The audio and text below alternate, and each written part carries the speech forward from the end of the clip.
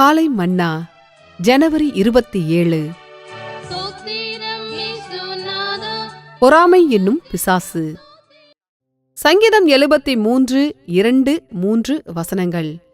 என் கால்கள் தள்ளாடுதலுக்கும் என் அடிகள் சறுக்குதலுக்கும் சற்றே தப்பிற்று. துன்மார்க்கரின் வாழ்வை நான் காண்கையில் வீம்புக்காரராகிய அவர்கள் மேல் பொறாமை கொண்டேன். பொறாமையின் நிமித்தம் அநேகர் சறுக்கி உண்மையில் பாதாள குழியை சென்று அடைந்திருக்கிறார்கள். அவர்கள் மோசேயின் மேலும் ஆரோனின் மேலும் பொறாமை கொண்டார்கள். பூமி பிளந்து தாத்தானை விழுங்கி அபிராமின் கூட்டத்தை மூடி போட்டது. அவர்கள் உயிரோடை பாதாளத்தில் இறங்கினார்கள் என்று 106 சங்கீதம் 16-17 வசனங்கள், என்னாகமம் 16 அதிகாரம் 33 வசனங்களில் பார்க்கிறோம். வேறு வார்த்தைகளில் கூறின், பொறாமையுள்ள ஜனங்கள் பரலோகத்திற்கு மட்டுமல்ல இப்பூமிக்கும் உபயோகமற்றவர்கள் ஆவர். கோத்திர பிதாக்கள் பொறாமை கொண்டு யோசேப்பை விற்று போட்டார்கள் என்று அப்போஸ்தலர் 7:9 பார்க்கிறோம். நம்மில் பொறாமை இருக்குமாயின் நடைமுறையில் நாம் நம்முடைய யோசேப்பாகிய கர்த்தராகிய இயேசுவை விற்று போடுகிறவர்களாயிருக்கிறோம். நாம் அவரை சிலுவையில் அறையப்படும்படி ஒப்புக் கொடுக்கிறோம். பொறாமையினாலே பிரதான ஆசாரியர்கள் அவரை ஒப்புக் கொடுத்தார்கள் என்று மார்க்கு 15:9 பார்க்கிறோம். விசுவாசியாத யூதர்கள் பொறாமை கொண்டு கூட்டம் கூடி பட்டணத்தில் அமளி உண்டாக்கினார்கள் என்று அப்போஸ்தலர் 17:5 பார்க்கிறோம். நாம் பொறாமை கொள்ளுவோமாயின் நாம் தேவனுடைய கிரியையை அழித்து கலகம் உண்டு பண்ணுகிறவர்களாக மாறிவிடுகிறோம். நாம் நம்முடைய விசுவாசத்தை இழந்தவர்களாயிருப்பதுடன் மற்றவருடைய விசுவாசத்தை அழிக்கவும் பிரயாசப்படுவோம். ஆனால் கர்த்தராகிய இயேசு பின்வைத்து சென்ற நல்ல மாதிரியை கவனித்து பாருங்கள். என்னை விசுவாசிக்கிறவன் நான் செய்கிற கிரியைகளை தானும் செய்வான், இவைகளை பார்க்கிலும் பெரிய கிரியைகளையும் செய்வான் என்று யோவான் 14:12 பார்க்கிறோம். கர்த்தராகிய இயேசு தம்முடைய சீசர்கள் தம்மை விட அதிகமாக பிரயோஜனம் உள்ளவர்களாக இருக்க வேண்டும் என்றும் தாம் செய்த கிரியைகளை காட்டிலும் பெரிய கிரியைகளை செய்ய வேண்டுமென்றும் விரும்பினார்.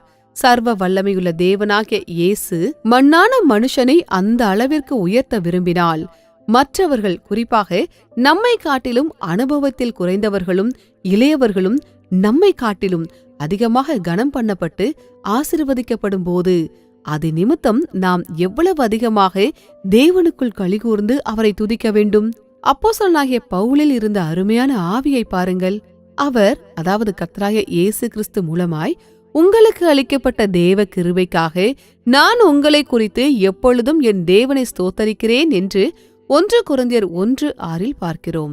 நாம் பெற்றுக்கொண்ட கிருபைக்காக நம் தேவனுக்கு நன்றி செலுத்துவது எளிது. ஆனால் மற்றவர்களுக்கு அருளப்பட்ட கிருபைக்காக எப்பொழுதும் தேவனுக்கு ஸ்தோத்திரம் செலுத்துவதற்கு நமக்கு பெரிதான கிருபையும் தாழ்மையும் அவசியமாகும். அருமையான தேவ பிள்ளையே, அருவருக்கப்படத்தக்க பொல்லாத பொறாமையின் ஆவி உன்னுடைய ஆவியில் கிரியை செய்கிறதா என்று உன்னை நீயே ஆராய்ந்து பார்த்துக் கொள்வாயாக. கர்த்தர் உங்களை ஆசீர்வதிப்பாராக.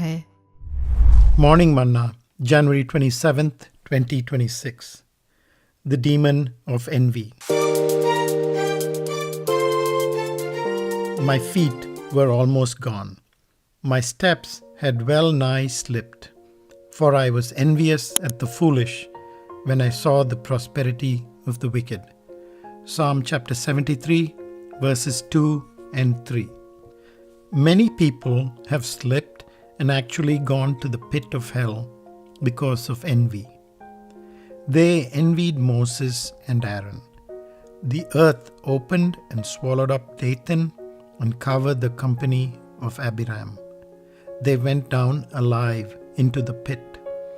Psalm 106, verses 16 and 17, and Numbers 16, verse 33.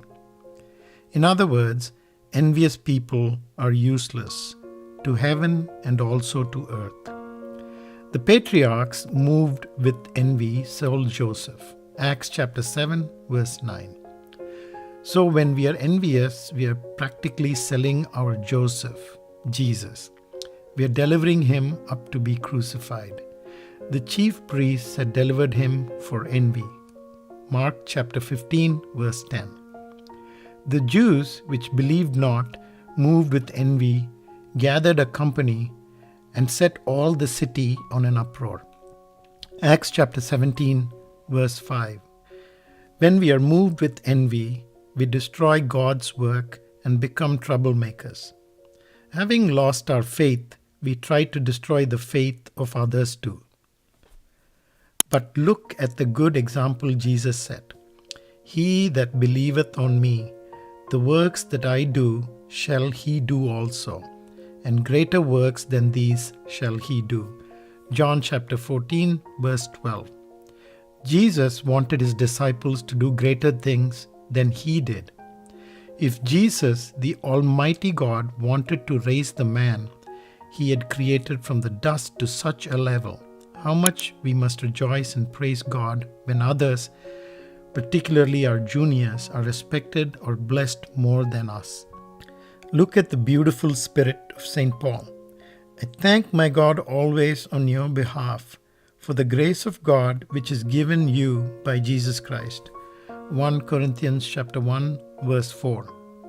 It is easy to thank God for the grace we ourselves have received, but it requires great grace and humility to thank God always for the grace given to others. Dear child of God, examine yourself and see whether the abominable spirit of envy is working in your spirit. May God bless you.